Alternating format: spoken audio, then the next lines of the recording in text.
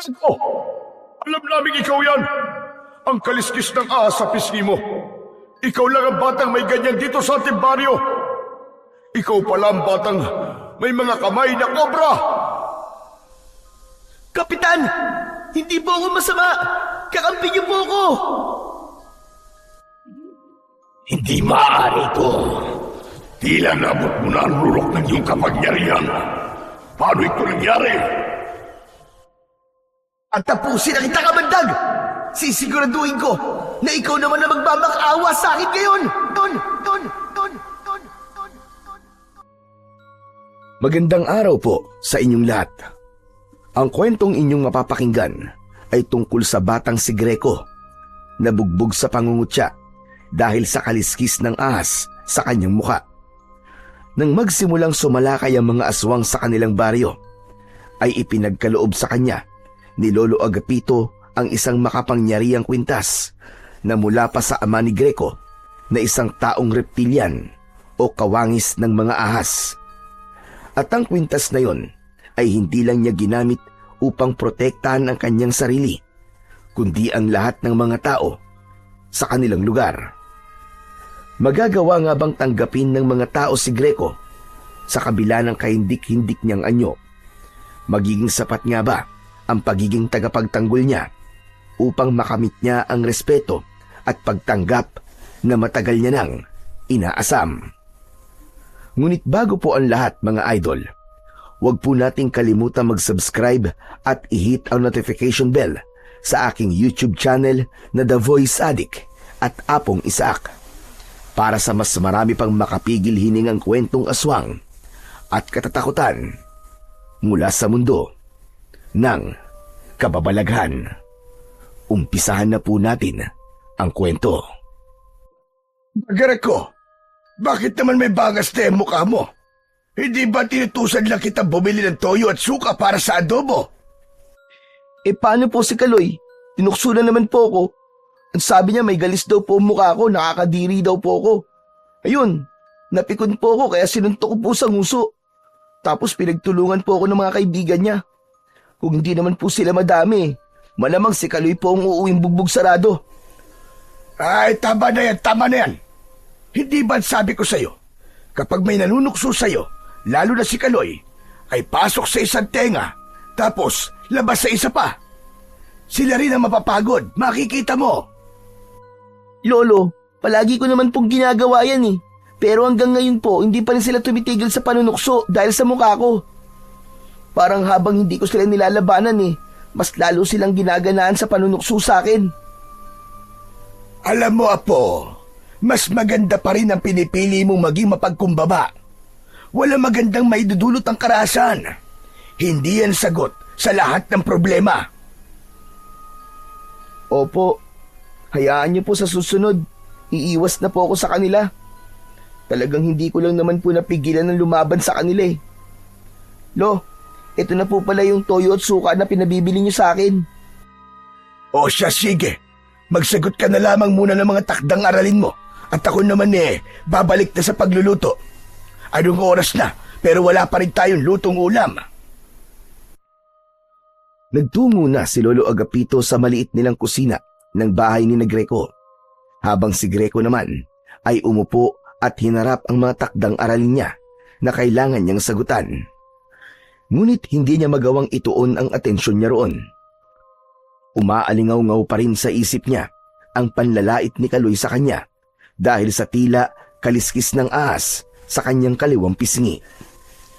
Ayon kay Lolo Agapito, isinilang si Greco na meron ng ganon sa muka. Pinaglihi raw kasi siya nang namayapa niyang ina sa ahas, kaya marahil ay may kaliskis ng ahas ang kanyang muka. Simula na magkaisip si Greco, ay namulat na siya sa panunukso ng mga batang kaedad niya. May iba rin na gaya ni Kaloy na sinasabing galis ang nasa kanyang muka. Hindi nagtagal ay tinawag na siya ni Lolo Agapito para maghapunan. Habang kumakain ang maglolo, ay tahimik pa rin si Greco. Greco, Apo, bakit parang ang tamlay-tamlay mo? Huwag mong sabihin, ayaw mo ng ulam natin ngayon. Hindi ba paborito mo yung adobong baboy? Lo, naisip ko lang po kasi na kung buhay siguro si nanay, ay may magtatanggol po sa akin, no? Aba, oo naman. Kilala ko ang nanay mo. Ayaw nung naaapi ang mga mahal niya sa buhay. Lalo ka na, kasi anak ka niya. Eh si tatay po kaya, kung nandito po kaya siya ipagtatanggol niya rin po kaya ako? Nasamid bigla si Lolo Agapito. Uminom muna ito ng tubig bago muling nagsalita. Huwag na natin pag-usapan ng tatay mo, Greco. Pero hindi po ba ibuhay pa siya? Buhay pa nga siya, pero iniwanan niya kayo ng nanay mo. Biruin mo, hindi ka pa naipapanganak sa mundo, ay para na siyang bulang naglaho. Kaya ayoko nang nababanggit mo ang tatay mo. Nagkakaintindihan ba tayo? Walang imik na tumango si Greco. Kahit ang totoo, ay nais niyang mapag-usapan nila ang tatay niya. Base sa kwento ni Lolo Agapito, iniwanan ng tatay niya ang kanyang nanay habang buntis ito. Walang nakakaalam kung saan ito nagpunta at labis yung dinamdam ng nanay ni Greco. Habang ang nanay naman niya ay nasawi matapos siyang ipanganak. May hinala si Lolo Agapito na labis na iniisip ng nanay ni Greco ang pag-alis ng asawa nito. Kaya nabinat ito at bigla na lang binawian ng buhay. Sa kabila ng kakaibang bagay na nasa mukha ni Greco, ay pinipilit pa rin niyang mabuhay bilang isang normal na bata. Ngunit halos lahat ay nilalayuan siya dahil sa kakaiba niyang itsura. Madalas siyang mapaaway, hindi lang sa baryo nila, kundi maging sa eskwelahan. Ilang beses din siyang huminto sa pag-aaral dahil sa matinding pambubuli sa kanya. Kaya sa edad niya na 11, ay grade 3 pa lamang siya. Isang hapon, umuwi si Greco mula sa eskwelahan na namumugto ang mga mata. Nang makita siya ni Lolo Agapito, ay may pag-aalala siya nitong kinausap. Nung isang araw, may bangas ka sa muka. Ngayon naman, mukhang umiyak ka. Bakit na naman ba? Ano ba nangyari? Paano kasi, Lo? Tinukso ko ng mga kaklase ko pati teacher namin. Pinagtawanan pa ako. Ayoko na pong pumasok sa eskwelahan. Tutulungan ko na lang po kayo sa pagtatanim at pagtitinda ng gulay. Aba, hindi naman ako papayag sa sinabi mong yan. Dapat ay makapagtapos ka ng pag-aaral. Sayang ang talino mo, apo. Sandali lang. Bakit ka ba nila pinagtawanan? Talagang tinanong mo pa, Lolo. Siyempre, dahil sa kaliskis sa mukha ko. May dula kasi kami tapos may tauhan na aswang. Ang sabi po ng mga kaklase ko, ako na lang daw po ang gumanap na aswang kasi nakakatakot na raw po ang mukha ko. Pinagtawanan po ako ng lahat. Tapos yung teacher namin, na umasa ako na ipagtatanggol ako, nakitawa na rin. Aba, ibang klase rin ang guro mo, ane. Imbis na sawayin ng mga kaklase mo, ay nakisali pa. Abay, kagaling. Lo, wala na po bang pag-asa na maalis tong kaliskis sa mukha ko? Ano po kaya kung humingi na tayo ng tulong kay Mayor at baka pwedeng ipatanggal to sa mga doktor? Tinapik ni Lolo Agapito ang balikat ni Greco at ngumiti ito. Greco, alam ko na sa ngayon ay panunukso lang ang ibinibigay sa iyo ng mga kaliskis na yan sa iyong mukha. Pero darating ang panahon na magpapasalamat ka kasi meron ka niyan.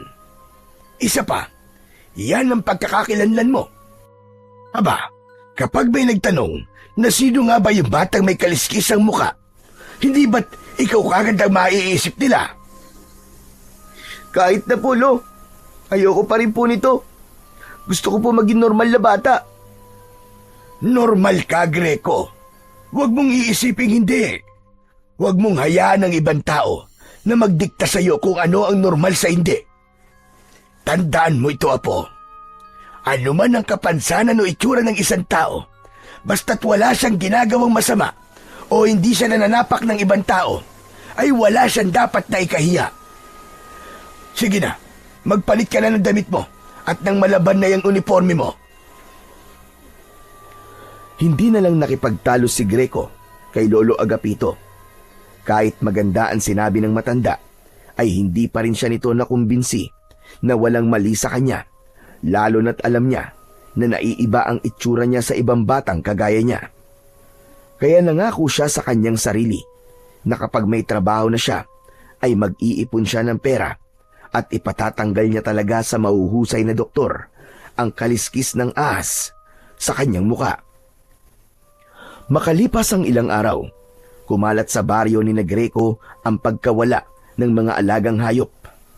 May mga nagsabi rin na natagpuan ng ilan ang mga alagang baboy at kambing sa bukana ng gubat na wakwak ang tiyan at durug-durug ang mga lamang loob.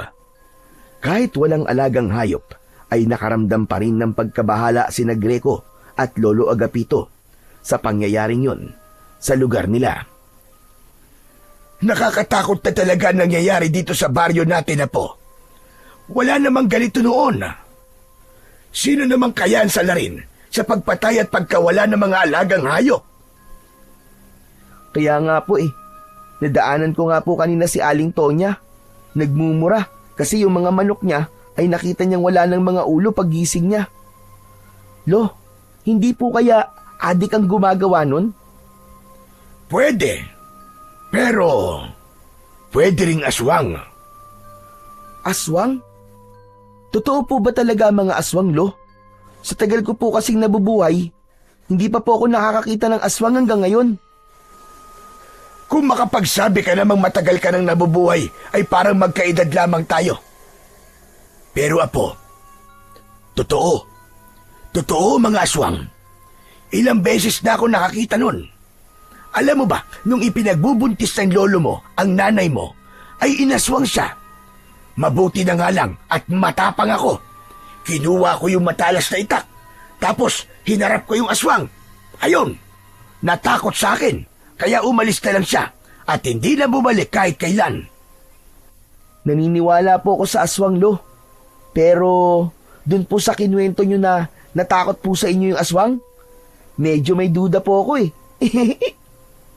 Aba, huwag mo ko minamaliit ha. Hindi ba naikwento ko na sa'yo na ang angkan natin ay mula sa lahi ng mga antingero.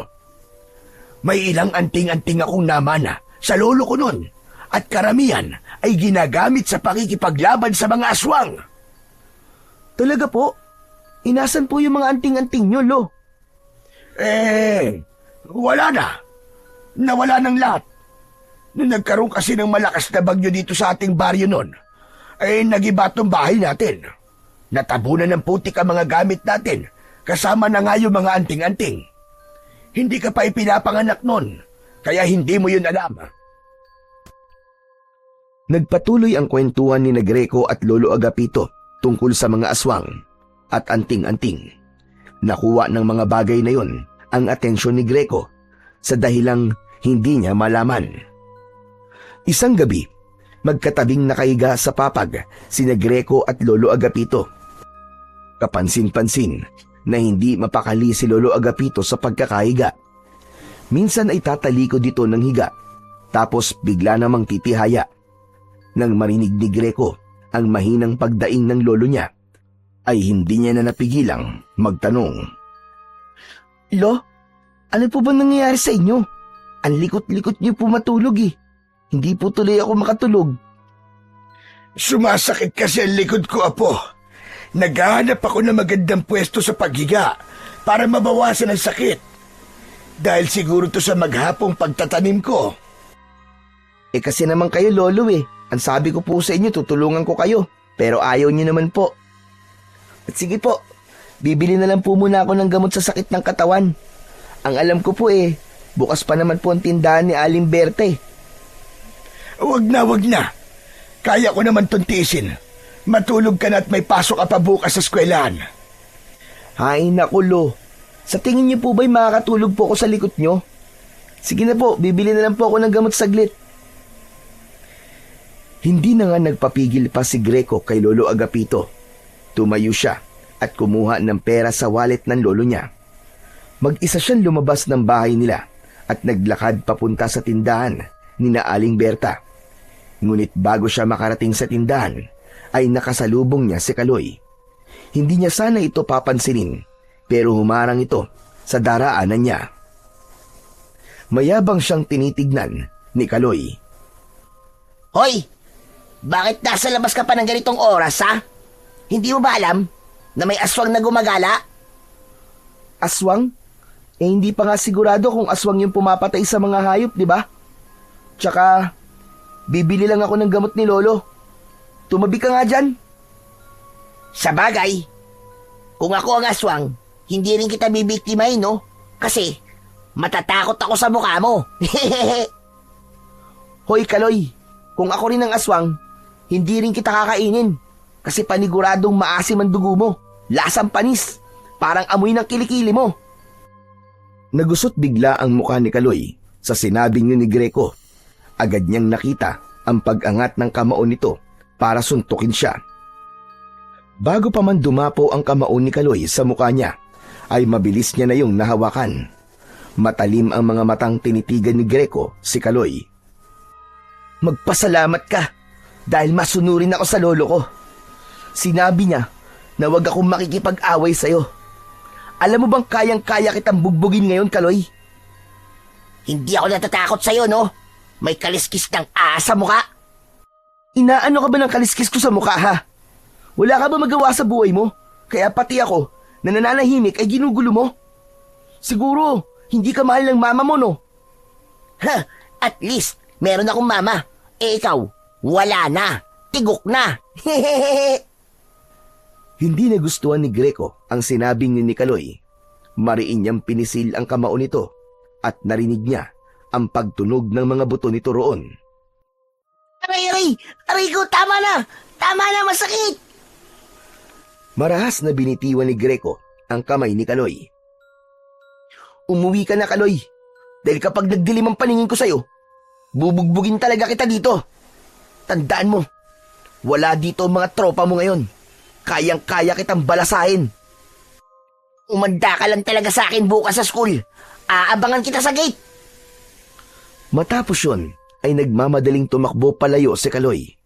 Napailing na lamang si Greco dahil napatunayan niya na matapang lang pala si Kaloy kapag kasama nito ang mga kaibigan nito. Isinantabi muna niya ang inis niya at nagpatuloy na siya sa paglalakad papunta sa tindahan. Nagpasalamat sa Diyos si Greco sapagkat bukas pa ang tindahan ni Aling Berta at nakabili siya ng gamot na kailangan ng kanyang lolo Agapito. Bago siya umuwi, ay nagpaalala si Aling Berta na mag-iingat siya dahil may mga nagsasabi na meron na ngang aswang sa baryo nila at yun ang salarin sa pagkawala at pagkamatay ng mga alagang hayop. Likas kay Greco ang pagiging matapang, kaya ipinagkibit balikat niya na lamang yun at kampante siyang naglakad pa uwi. Hanggang sa napahinto siya nang may naramdaman siyang tila may nakasunod sa kanya. Nang hilakbot si Greco nang may nakita siyang nakakatakot na nilalang na nakatayo ilang metro lamang ang layo mula sa kanya. Medyo mahaba ang braso nun at kitang-kita niya ang matutulis na kuko ng nilalang. Ang mata nun ay parang 2 bolang apoy na nagbabaga.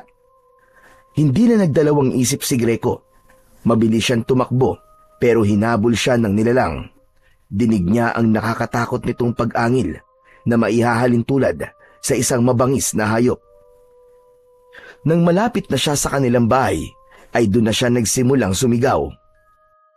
Lolo! Tulong! May humahabol sa akin na halimaw!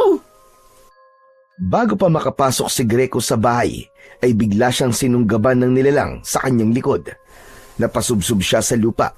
Naramdaman niya ang bigat ng nilalang sa likod niya hanggang sa bumaon ang mga ngipin nito sa kaliwang balikat niya. Lolo! Tulungan niyo ako!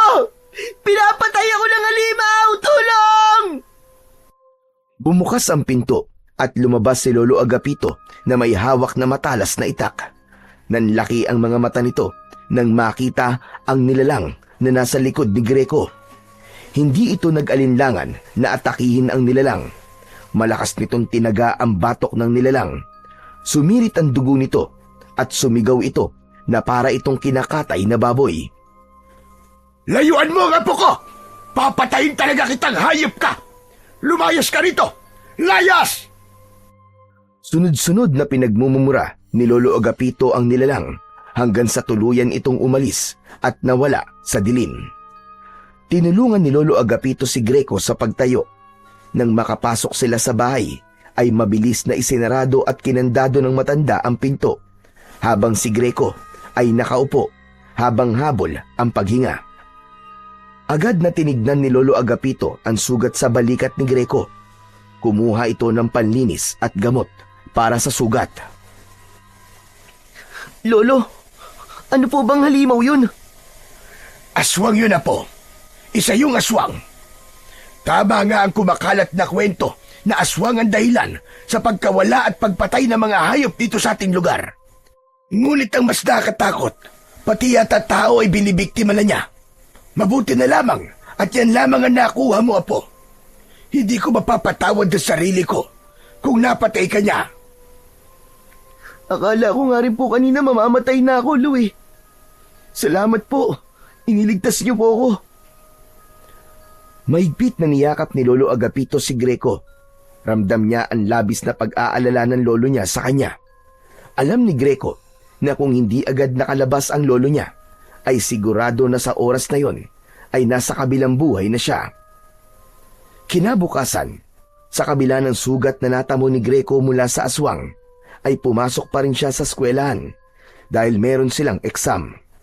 Habang mag-isang nakaupo sa ilalim ng puno ng mangga at kumakain ng turon, ay nilapitan siya ni Kaloy, kasama ang mga kaibigan nito. Matalim na tinignan ni Greco si Kaloy. Tumayo siya at aalis na sana, pero hinawakan ni Kaloy ang braso niya. Sandali lang. Aalis ka naman kagad eh. Masyado ka naman suplado. Wala akong oras para sa mga kagaya mo, Kaloy. Ano ka ba? Hindi kita aawayin ngayon. Wala na sa akin yung mga pinagsasasabi mo sa akin kagabi. Papalampasin ko na lang yun. Ang gusto ko lang malaman ay kung totoo ba ang kumakalat na kwento sa baryo natin na inatake ka raw ng aswang kagabi. Paano mo nalaman yun? Yung lolo mo kasi, panay ang kwento. Sabi niya, totoong may aswang sa baryo at inatake ka raw. Buti nga raw at buhay ka pa ngayon. Siguro, natakot sa iyo yung aswang, no? Nang makita yung pagbumuka mo. Ang sabi siguro ng aswang, naku po, mas nakakatakot pa sa akin tong kaharap ko. Takbo na! Malakas na nagtawanan si Kaloy at ang mga kasama nito. Tumiim ang bagang ni Greco, ngunit mas pinili niyang kumalma. Alam niya na kung papatulan niya si Kaloy, ay ipapatawag na naman si Lolo Agapito sa school at baka maging dahilan pa yon para makick out siyang muli. Wala akong oras para makipag-usap sa'yo. Aba, napakatapang mo na talaga ngayon ah. Dapat siguro, napatay ka na lang nung aswang kagabi para may libreng biskwit at kapila sa inyo. Para may pakinabang ka naman kahit papano. Inalis ni Greco ang kamay ni Kaloy sa braso niya at walang imik siyang naglakad papalayo. Dapat siguro, ikaw ang gawing palakot sa aswang, Greco. Sigurado ako na makita pa lang nilang mukha mo ay tatakbo na sila sa sobrang takot sa'yo. Patuloy lamang sa paglalakad si Greco. Nangako siya sa kanyang sarili na simula sa araw na yon ay iisipin na lamang niya na isang hangin si Kaloy. Napagtanto niya na walang maibubungang maganda ang pagsagot at pagpatol niya sa mga kagaya ni Kaloy na walang ibang nakikita kundi ang kapintasan ng ibang tao. Dumating sa punto na hindi na lang mga hayop ang nawawala sa baryo ni Greco. Kumalat ang balita na nawawala ang binatang anak ng kanilang kapitan. Makalipas ang ilang araw, ay natagpuan ang naaagnas nitong bangkay sa loob ng gubat. Wala na ang lamang loob nito at maraming kalmot at kagat sa iba't ibang parte ng katawan. Sa bawat araw na lumilipas, ay mas lalo pang dumadami ang nawawala at natatagpuan na wala ng buhay. Doon na nga nagsimulang matakot ang mga tao. Wala nang nasa labas pagkagat ng dilim. Nabalot ng pangamba ang buong San Roque. Nagsimula na rin kumalat ang bulong-bulungan sa kung saan-saan tungkol sa aswang na gumagala sa kanilang baryo. May ilan na mas piniling umalis na lamang at manirahan sa malayong lugar. Ngunit ang mga kagaya ni na Greco at Lolo Agapito na walang ibang mapupuntahan ay nanatili sa baryo. Isang umaga, napansin ni Greco na tahimik si Lolo Agapito habang nag-aalmusal sila. Hindi yun normal dahil sanay siya na magkwento ang matanda, lalo na kapag kumakain sila. Ramdam niya na may kung anong gumugulo sa isip ng kanyang lolo. Lo, kanina ko pa po napapansin. Bakit ang tahimik niyo po? May iniisip ka, no? Paanong hindi ako mag-iisip pa po? Nakakatakot na dito sa baryo natin. Kung may iba lang sana tayo mapupuntahan, sana'y umalis na tayo dito, gaya ng iba. Lo, hindi naman po tayo lumalabas tuwing gabi. Tsaka nag-iingat din po tayo. Palagay ko po ay okay na po yun, para hindi po tayo mabiktima ng aswang. Muntik lang naman po ako mapatay ng aswang dati, kasi nasa labas po ako. Hindi ganun kadaling maging ligtas sa isang lugar na may gumagalang aswang, Greco. Kayang-kaya nilang pasukin ang isang bahay kung nanaisin nila. Kaya nilang mag-ibang anyo para linlangin ang mga tao. Kung ako lang ang nandito, ay walang problema sa akin. Matanda na ako at handa na ako mamatay kahit na anong oras. Pero ikaw, Apo, ikaw ang inaalala ko. Napakabata mo pa at marami pang pwedeng mangyari sa iyong buhay. Lo, wag naman po kayo magsalita ng ganyan. Para po kasing nagpapaalam na kayo sa akin eh. Paano po ako, Lo, pag nawala po kayo? Saka, Lo, kaya ko naman po ang sarili ko eh. Sinusunod ko po ang mga sinasabi niyo sa akin para hindi po kayo nag-aalala. Alam ko, Apo, pero hindi natin alam mga pwedeng mangyari sa mga susunod na gabi. Kailangan ay masiguro kung ligtas ka at kung sakali man ay meron kang panlaban sa aswang. Natigilan si Greco. Seryosong seryoso ang lolo niya at parang may iba pa itong nais sabihin. Maya-maya ay malalim na huminga ang matanda. Tumayo ito at may kinuha sa lumang aparador. Nang bumalik ito sa pagkainan ay may hawak itong maliit na kahon na gawa sa kahoy. Inilapag nito yon sa gitna ng lamesa. Lo, ano po yan? Hindi sumagot si Lolo Agapito. Binuksan nito ang kahon at tumambad kay Greco ang isang kwintas na may kakaibang palawit. Ang palawit ay kulay itim na parang pinatigas na kaliskis. May kalakihan ang kaliskis kaya sigurado siya na nagmula yon sa isang malaking hayop. Lo, ano po ang kwintas na yan? Naibibenta po ba yan, Lo? Ang gusto ko sana ay manatiling lihim ang bagay na ito. Pero sa nangyayari ngayon, dito sa ating baryo, ay wala na ako mapagpipilian pa, kundi ang sabihin sa iyo ang lahat. Greco, makinig kang mabuti sa akin. Alam kong mahirap paniwalaan ang mga sasabihin ko, pero sana ay lawakan mo ang iyong pag-iisip. Lolo naman eh, kinakabahan naman po ako sa mga sinasabi niyo eh. Muling nagpakawala ng malalim na paghinga si Lolo Agapito.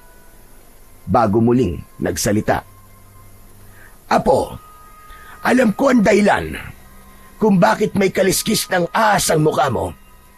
Hindi yan dahil sa pinaglihi ka ng nanay mo sa ahas, kundi dahil ang tatay mo ay isang taong reptilian.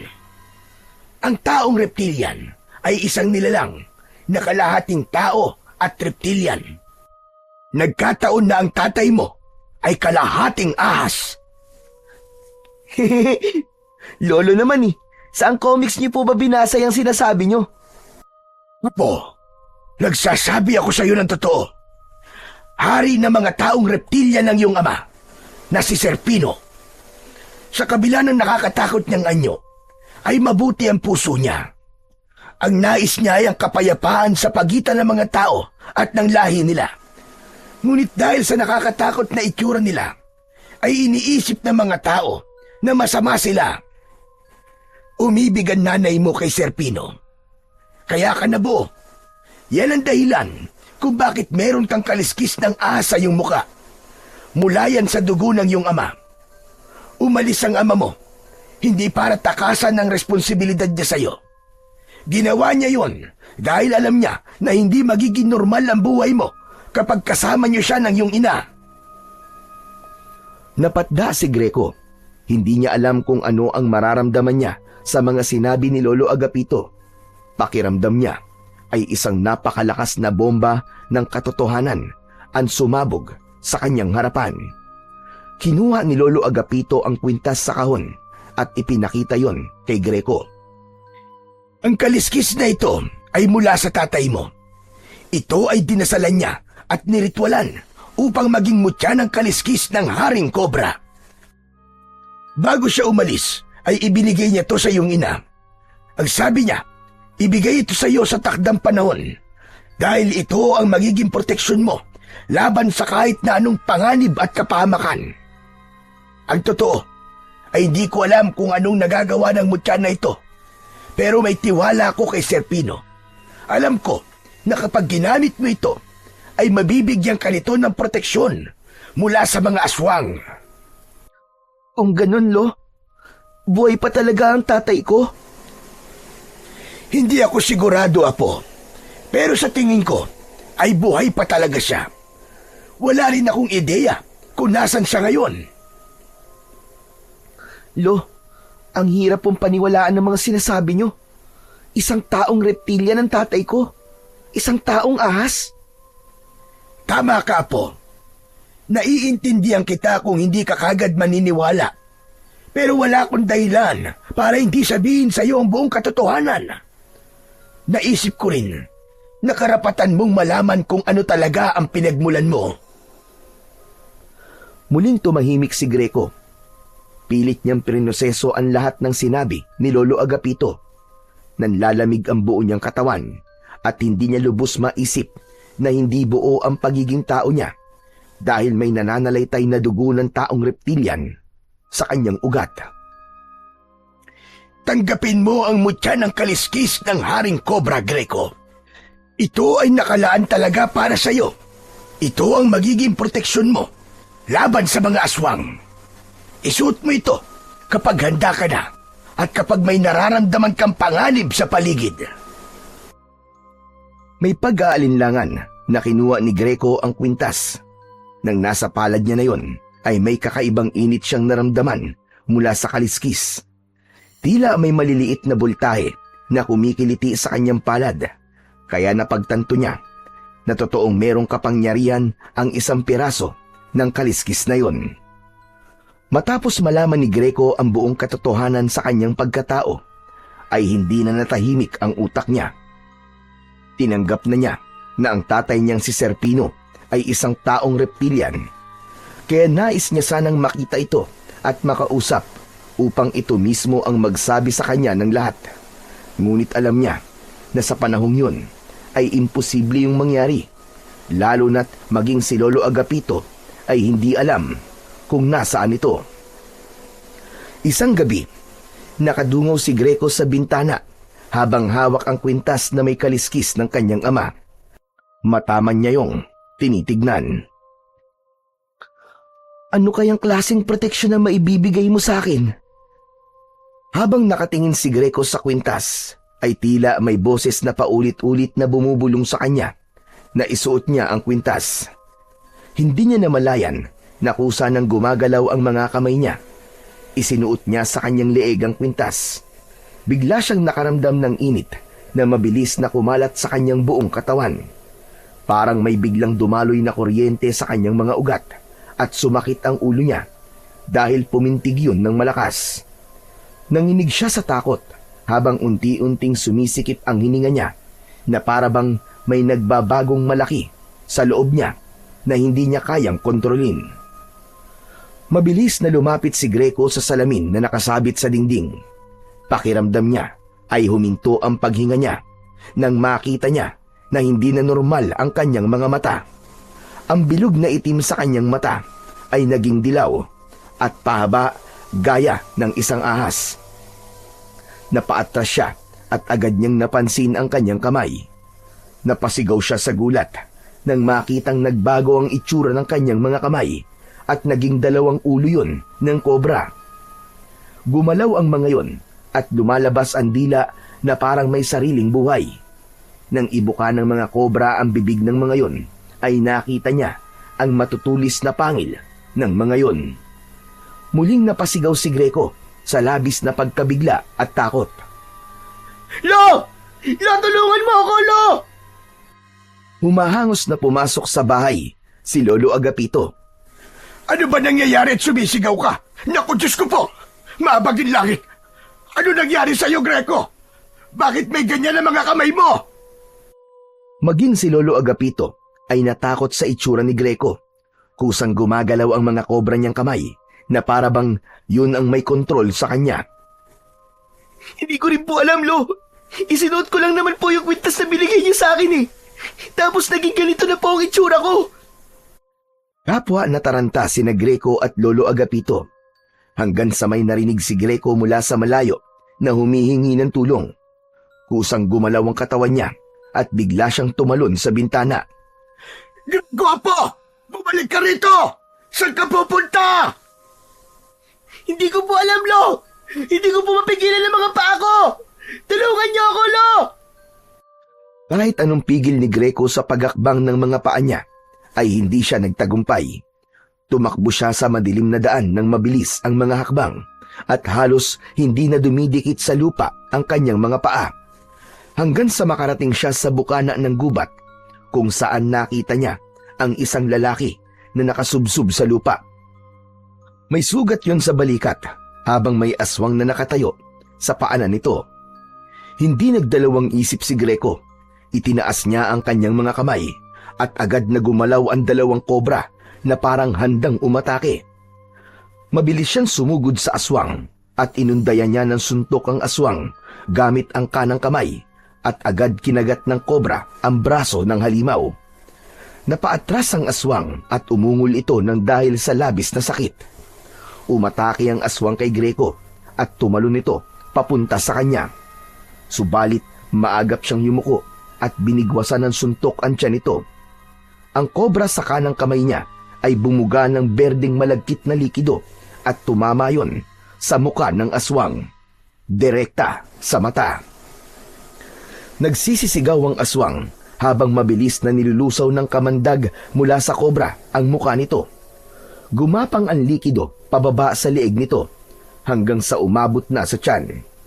Para yung matapang na asido na sinusunog at nilulusaw ang bawat madaanan. Natunaw ang laman ng aswang hanggang sa umusok ang buong katawan nito at tuluyang humandusay sa lupa. Humihingal si Greco. Nanginginig siya sa pagod at kaba. Lumapit siya sa lalaking kanyang sinagip. Ngunit sa halip na magpasalamat ay nanlaki pa ang mga mata nito nang dahil sa takot. Napatingin ito sa mga kamay na kobra ni Greco at napasigaw ang lalaki sabay takbo palayo. Ayos ah. Bigla na lang umalis. Salamat ah. Ikaw na nga niligtas eh. Ikaw pa ang tumakbo. Napako si Greco sa kanyang kinatatayuan. Tumingin siya sa kanyang mga kamay na hindi niya maikakaila na talagang kakaiba. Ano ba itong nangyayari? Bakit parang ang lakas-lakas ko kanina? Nang sandaling yon ay dumating na si Lolo Agapito. May dala itong kumot at itinakip nito yon sa mga kamay ni Greco. Pagkakita ng matanda sa walang buhay na katawan ng aswang ay nagulat ito. Diyos ko po, mahabagin langit! Greco, ikaw ba may gawa niyan? Hindi po ako, Lo. Ito pong 2 kobra sa kamay ko. Para pong kinokontrol nila ako eh.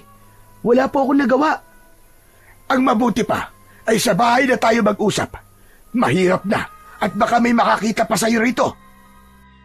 Inakay ni Lolo Agapito si Greco pabalik sa bahay nila. Nakayuko siya dahil baka may makakitang ibang tao sa kakaiba niyang mga mata. Habang ang kumot ay hindi niya inalis sa mga kamay niya na hanggang sa sandaling yun ay ulo pa rin ng kobra. Hindi nagtagal ay nakarating na sina Greco sa bahay. Mabilis na isinarado ni Lolo Agapito ang pinto. Magkaharap silang naupo sa sala. Marahang inalis ni Lolo Agapito ang kumot na nakatakip sa mga kamay ni Greco nang bigla na lamang muntik nang tuklawin ang matanda ng mga kobrang kamay ni Greco. Mabuti na lang ay mabilis yung nabawi ni Greco. Pambihira! Ano ba yung mga kobrang yan? Masyadong agresibo.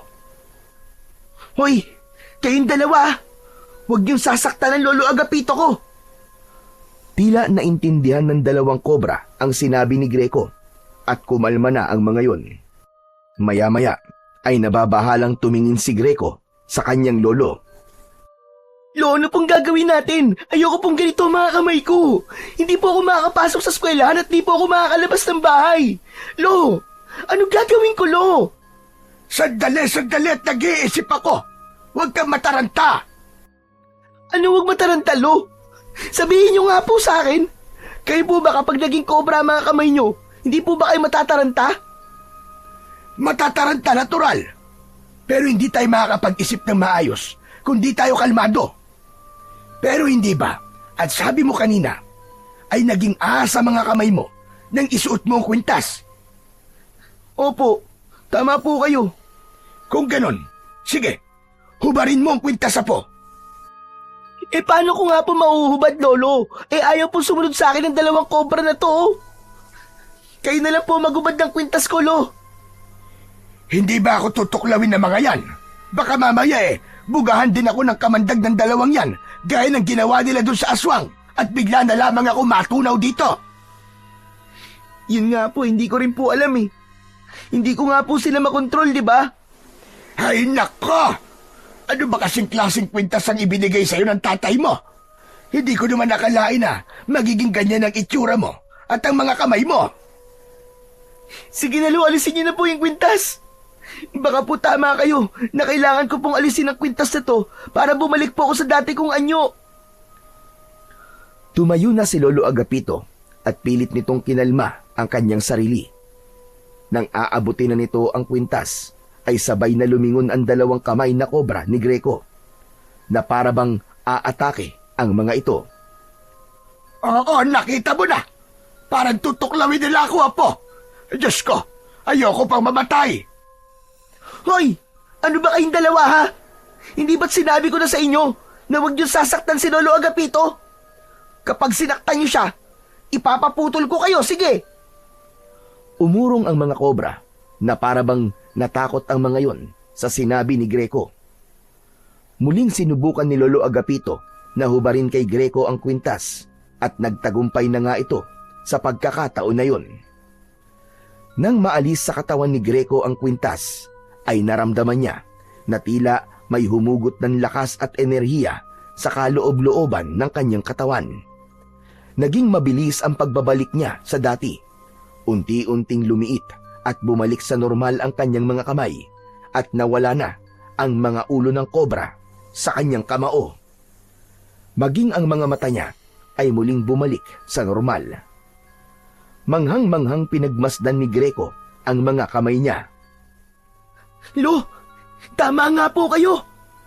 Kailangan ko lang pong hubarin ng kwintas para bumalik po ako sa dati kong anyo. Ang mga mata ko po ba, Lo? Tignan nyo nga po. Okay na ba? Patingin nga. Okay na, Apo. Normal ka na ulit. Sabi ko na nga, at kailangan mo lang hubarin ang kwintas. At kung gusto mo ulit na maging kobra ang mga kamay mo, ay isuot mo lang ang kwintas. Hindi na po. Ayoko na pong isuot ang kwintas na yan. Ayoko na pong maging kobra ulit ang mga kamay ko. Lalo na po parang sila po ang kumokontrol sa akin eh. Pero Greco, hindi mo ba naiisip na baka kaya ibinigay ng tatay mo ang kwintas na to sa'yo ay upang gamitin mo ito sa kabutihan at pagtulong sa mga tao? Hindi ko naman po kayo maintindihan, Lo eh. Paano po ako makakatulong sa mga tao gamit ang kwintas ng tatay ko? Tignan mo, yung ginawa mo kanina, yung pagpatay mo dun sa aswang. Hindi ba, tinulungan mo yung lalaki na tumakbo? Nakasalubong ko kasi siya kanina at sinabi niya na merong isang batang may ahas sa kamay na pumatay dun sa aswang. Sandaling natahimik si Greco at pinag-isipan ang sinabi ni Lolo Agapito. Oo nga po, tinulungan ko nga po siya. Pero natakot din po siya sa akin dahil sa itsura ko eh. Akala niya po yata aswang din ako.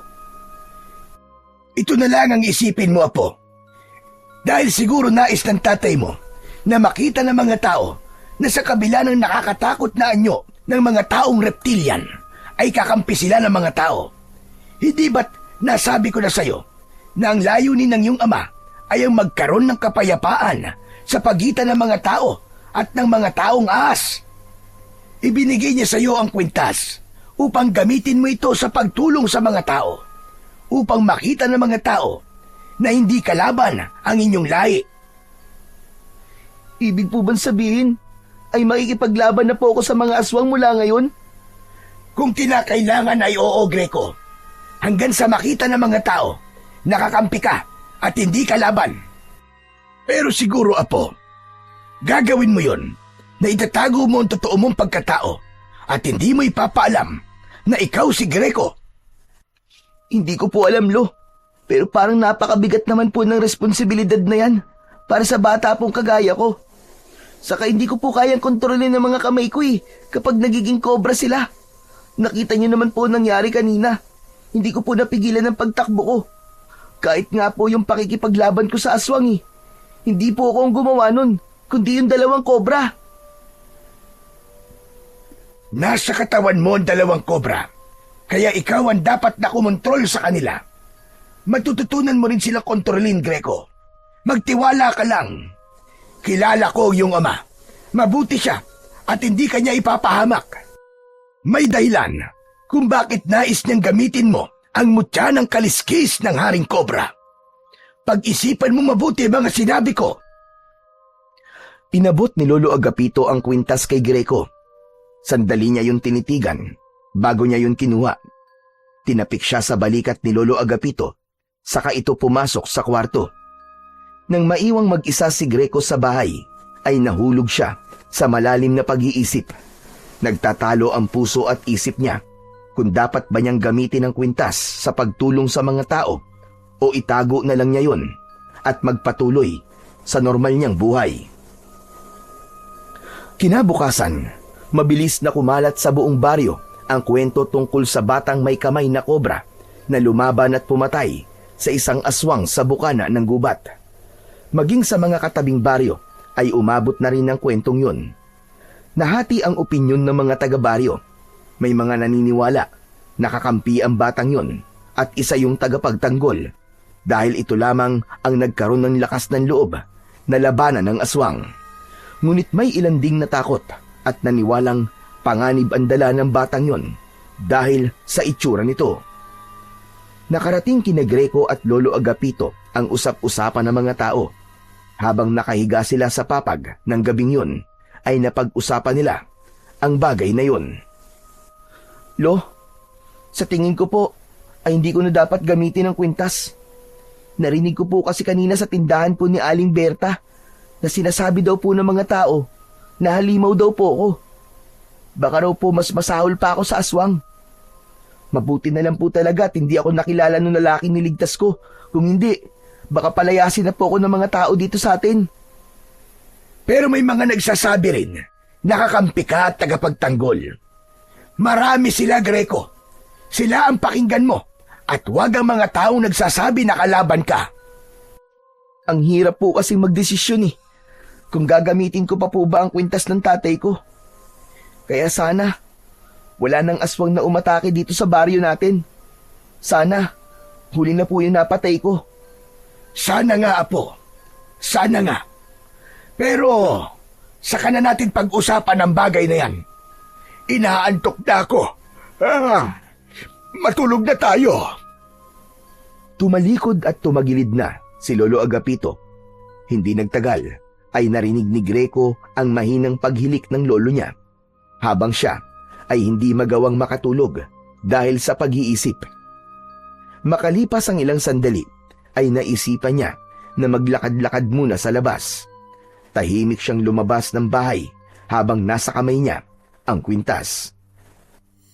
Kahit paano ay gumaan ang pakiramdam ni Greco sa kanyang paglalakad. Nagbigay ng kakaibang ginhawa ang malamig na hangin ng gabing yun. hanggang sa hindi niya namalayan na medyo malayo na pala siya sa bahay nila. Hala, ang layo ko na pala. Makabalik na nga. Baka nagising na si Lolo at hinahanap na ako. Ngunit paglingon ni Greco sa kanyang likuran ay natigilan siya. May nakita siyang isang tumatakbong bata at sumisigaw. Nakilala niya ang boses ng bata at nalaman niya na si Kaloy yun. Nanlaki ang mga mata niya nang makita niya na 2 aswang ang humahabol kay Kaloy. Agad na nagtago si Greco sa likod ng isang puno na nasa gilid ng daan. Mula roon ay nakita niyang nadapa si Kaloy habang ang 2 aswang naman ay unti-unti nang lumalapit dito. Wag! Maawa kayo sa akin! Huwag niyo akong kakainin! Hindi ako masarap! Tsaka tamad ako maliko eh! Wag! Maawa na kayo! Alam ni Greco na may magagawa siya para tulungan si Kaloy. Ngunit natatakot siyang gamitin ang kapangyarihan ng kwintas dahil hindi siya sigurado kung sa pagkakataon ba na yon ay magagawa na niyang kontrolin ang mga kobra niyang kamay. Tulong! Tulungan niyo ako! Parang awa niyo na! Kakainin ako ng mga aswang! Ang sigaw na yun ni Kaloy ang nagtulak kay Greco sa desisyon na gamitin ang kwintas. Bago niya isabit ang kwintas sa kanyang leeg, ay kinausap na muna niya ito. Makinig ka sa akin ha. Gagamitin kita. Pero ayokong masyado niyo akong kinokontrol. Ako ang amo niyo. Ako ang dapat na susundin niyo. Maliwanag?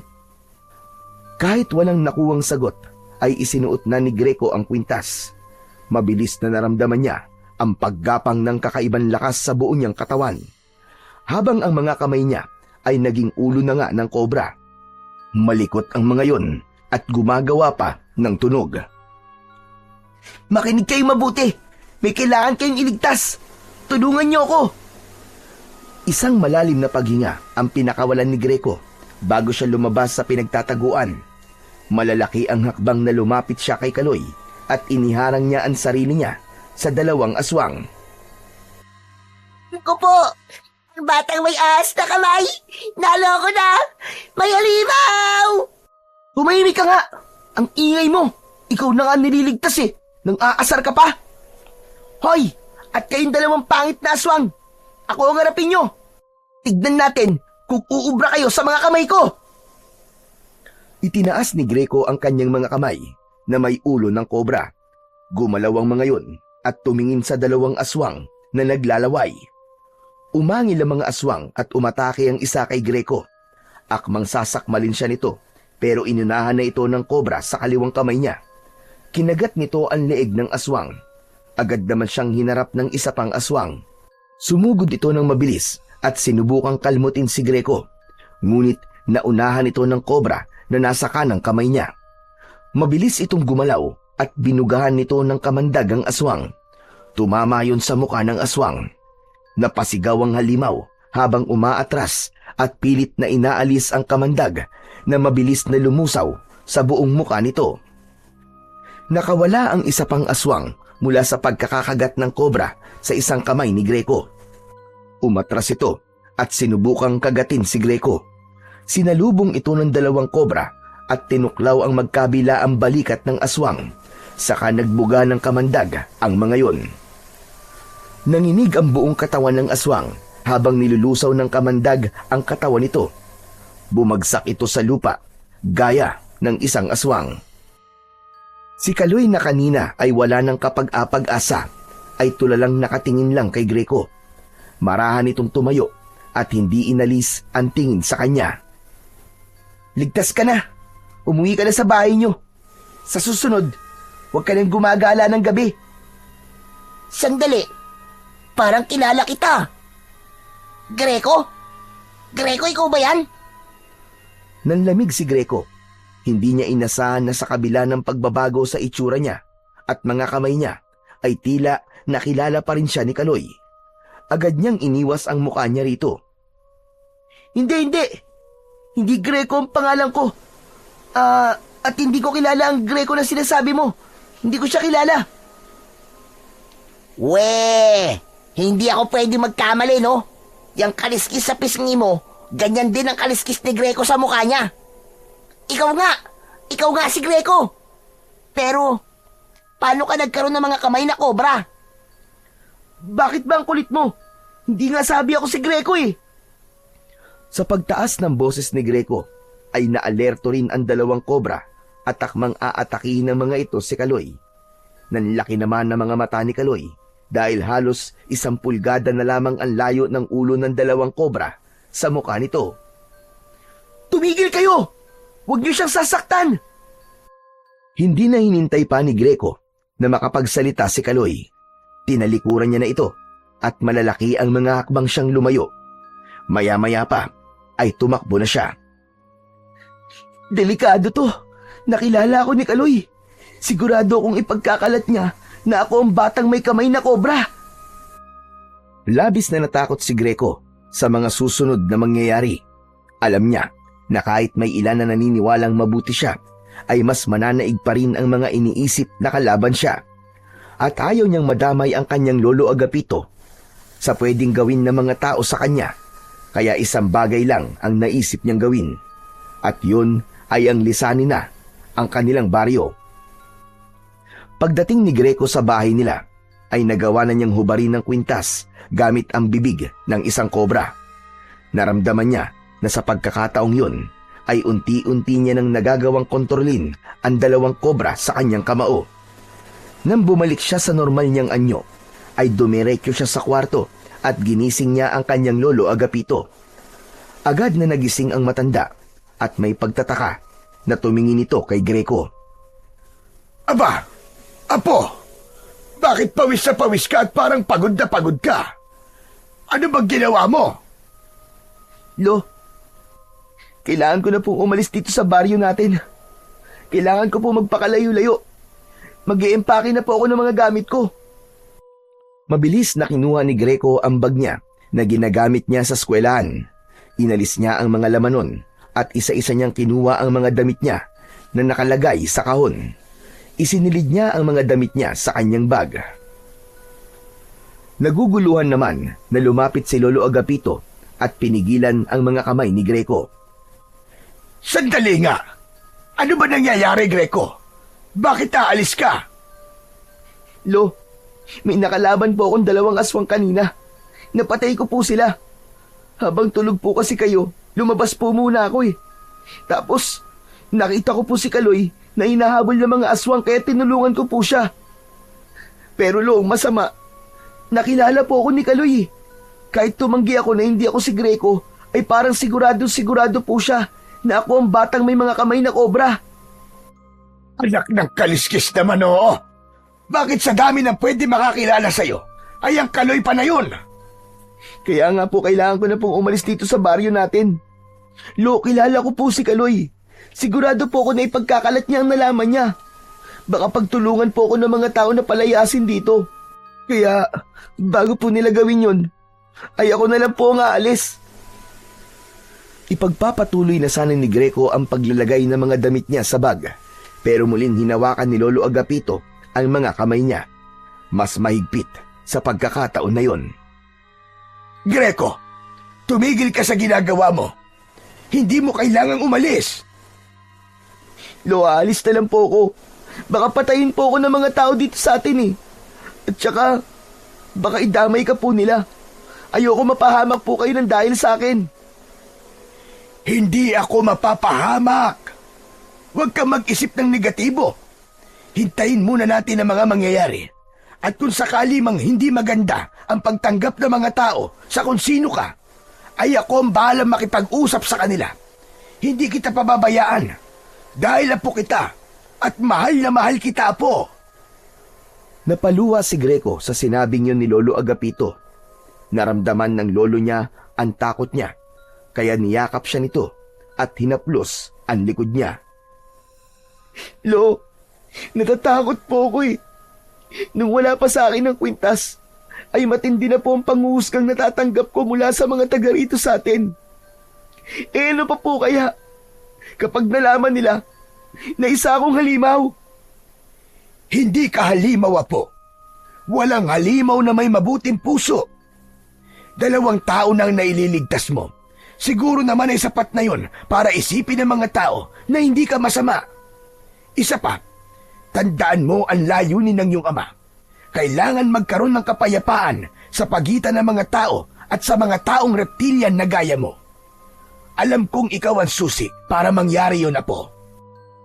At malay mo, kapag magkasundo na ang lahi mo at ang mga tao, ay magkaroon na ng lakas ng loob ang iyong ama na magpakita sa iyo. Bahagyang kumalma si Greco sa sinabing yun ni Lolo Agapito. Bagamat natatakot pa rin siya, ay pinili na lamang niyang alisin ang lahat ng negatibong bagay na tumatakbo sa kanyang isipan. Nang sumunod na araw ay maagang nagising si Greco.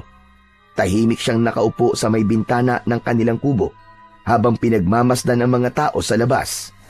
Inasahan niyang anumang oras ay may kakatok sa kanilang pinto at palalayasin siya sa kanilang lugar.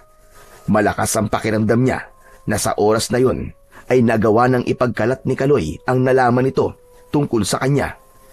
Ngunit habang lumilipas ang oras, ay nananatiling payapa ang paligid. Sa mga sumunod na araw, ganun pa rin ang takbo ng mga bagay-bagay. Habang abala ang mga taga-baryo sa kanilang pang-araw-araw na gawain, si Greco naman ay patuloy na nag-aabang at laging may kaba sa dibdib. Dahil doon ay nagtaka si Greco.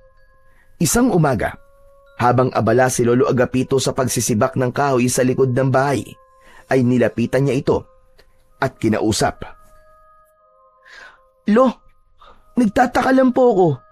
Bakit po kaya hanggang ngayon wala pa rin pong pumupunta mga tao dito sa bahay natin para palayasin ako? Aba, bakit? Gusto mo bang mangyari yon? Hindi naman po. Nagtataka lang po ako kasi sigurado po ako na sasabihin ni Kaloy ang mga nalaman niya tungkol sa akin. Huminto si Lolo Agapito sa ginagawa at tumingin kay Greco. Malay mo naman, hindi rin sigurado si Kaloy kung ikaw ba talaga yung batang may kamay na kobra. Kaya siguro hindi niya magawang maikwento sa iba. Pero hindi po kaya humahanap lang siya ng magandang pagkakataon para sabihin po sa lahat? Yung bang tipong mapapahiya ako o kaya naman wala na akong malulusutan? Maging positibo ka lang, Greco. Magpasalamat na lang tayo dahil hanggang ngayon ay hindi nangyayari ang iniisip mo.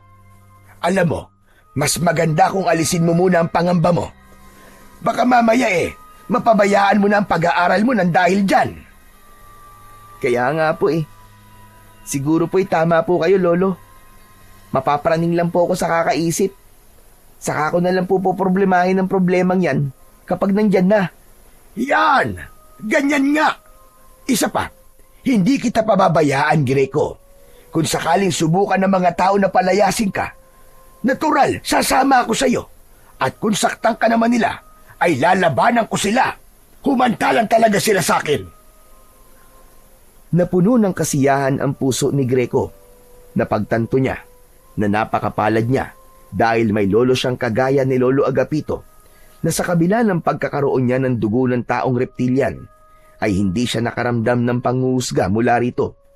Bagkus, labis na pagmamahal at pag-aaruga pa ang palagi nitong ipinaparamdam sa kanya. Kinagabihan, bago matulog sina Greco at Lolo Agapito, ay nagdasal muna sila sa maliit na altar na nandun sa sala nila. Lumuhod sila roon at matiimtim silang nanalangin. Ipinagdasal ni Greco ang kaligtasan nila ng kanyang lolo, lalo na't wala silang ideya kung may mga aswang pa ba na sasalakay sa kanilang baryo. Hiniling din niya sa Diyos na gabayan siya, maging ang pagtanggap ng mga tao kung sakaling malaman ng mga ito ang totoo niyang pagkatao, ay hiniling din niya sa Panginoon. Matapos magdasal, ay nagtungo na sina Greco sa kwarto. Hihiga na sana sila nang makarinig sila ng sigawan ng mga tao sa labas. May pagtatakang nagkatinginan ang dalawa. Lolo, ano po kaya yun? Bakit nagsisigawan po ang mga tao? Aba, malay ko. Wala naman ako sa labas. Sandali't sisilipin ko. Baka may lasing na namang nagwawala. Nagmamadaling binuksan ni Lolo Agapito ang bintana. Sumunod naman si Greco at sumilip na rin siya. Nang hilakbot siya, nang makita ang nakakakilabot na tanawin sa labas. Napakaraming aswang ang sumasalakay sa kanilang baryo. May mga hinahabol ang mga tao at meron ding pumapasok sa mga bahay. Napaatras si Greco. Kinuha niya ang kwintas ng mutya ng kaliskis ng haring kobra na nakasabit sa likod ng pinto ng kanyang kwarto. Lolo, kailangan ko pong tulungan ng mga tao. Walang ibang maaaring tumulong sa kanila, kundi ako lang. Masaya ako na nasasabi mo na yan ngayon, Apo. Sige, harapin mo na mga aswang. Alam kong kayang-kaya mo sila. Mag-iingat ka, Greco. Walang pagdadalawang isip na isinuot ni Greco ang kwintas nang maging kobra na ang mga kamay niya at nagkaroon na ng pagbabago sa kanyang mata ay agad siyang lumabas. Sa paglabas niya ay may mga taong nakakita sa kanya. Marami ang natakot dahil sa itsura niya. Hindi niya yun binigyan ng pansin dahil ang tanging nasa isip niya ng mga sandaling yun ay ang mailigtas ang lahat ng tao. Nakuha ni Greco ang atensyon ng mga aswang. Tumingin na mga yon sa kanya na para bang tinatansya ng mga yon kung kalaban ba siya o kauri ng mga ito. Isang aswang ang unti-unting lumapit kay Greco. Kusang gumalaw ang kobra sa kanang kamay niya. Binugahan nito ng kamandagang aswang na agad na lumusaw dito. Doon na nagkagulo ang mga aswang. Hoy! Mga pangit na aswang! Kung iniisip nyo, nakakampi nyo ako dahil gaya nyo ay nakakatakot ang aking itsura, nagkakamali kayo. Bibigyan ko pa kayo ng pagkakataon para umalis dito. Pero kung magmamatigas kayo, ay mapipilitan akong paslangin kayong lahat. Magkakasabay na umalulong ang mga aswang. Nanlilisik ang mga mata ng mga ito habang nakatingin kay Greco. Inihanda ni Greco ang sarili niya. Hindi siya sigurado kung kaya niyang makipaglaban sa ganong karaming aswang, ngunit hindi rin niya kayang walang gawin at hayaan na mamatay ang mga tao sa kanilang baryo. Sumugod ang unang grupo ng mga aswang. Tumalon si Greco at ginamit niya ang liksi ng katawan upang salubungin ang isang aswang sa ere. Umikot siya sa ere at pinaikot niya ang kanyang katawan sabay tadyak sa muka ng kalaban. Habang ang isang kobra niyang kamao ay tumuklaw sa balikat nito. Nahulog ang aswang at nangisay. Isang aswang naman ang sumugod muli sa likuran niya. Nang maramdaman yun ni Greco, ay bigla siyang yumuko at malakas na pumulupot ang kamay niyang kobra sa leeg nito. Nang marinig niya ang pagkabali ng buto sa leeg ng aswang, ay agad niya yung pinakawalan. Dalawang aswang pa ang umatake kay Greco, subalit mabilis na pinakawalan ng dalawang kobra ang kamandag ng mga ito. Tinamaan ang isa sa muka at nagsisisigaw ito nang dahil sa labis na sakit habang natutunaw ang balat. Ang isa ay nakalapit at sinubukang kagatin si Greco pero mabilis siyang lumundag paatras. Hinayaan niyang gumalaw ang mga kobra niyang kamay. Dinuraan ng mga ito ang aswang na yon. Naging sunod-sunod ang mga aswang na umatake kay Greco hanggang sa napaligiran na siya ng mga aswang. Subalit mabilis na nag-isip si Greco. Itinutok niya sa kaliwat kanan ang mga kamay niyang kobra at mabilis siyang umikot habang walang tigil na nagpapakawala ng kamandag ang dalawang kobra. Halos magkakasabay na bumagsak ang mga aswang na nasa paligid ni Greco. Lahat ay tinamaan ng kamandag at nangingisay sa lupa habang unti-unting nalulusaw. Nang makita ng mga natitirang aswang ang sinapit ng kanilang mga kasama, ay napaatras sa mga yon. Mabilis na tumakas sa mga aswang dahil sa labis na takot kay Greco. Labis ang kasiyahan ni Greco nang makita niya na marami siyang napatay na mga aswang. Ngunit ang ngiti sa labi niya ay napalitan ng pagkabahala nang mapansin niya ang mga tao na unti-unting lumalapit sa kanya. Marami roon ay may mga dalang itak at kutsilyo. Isa sa mga may hawak ng itak ay ang kanilang kapitan na si Kapitan Waldo.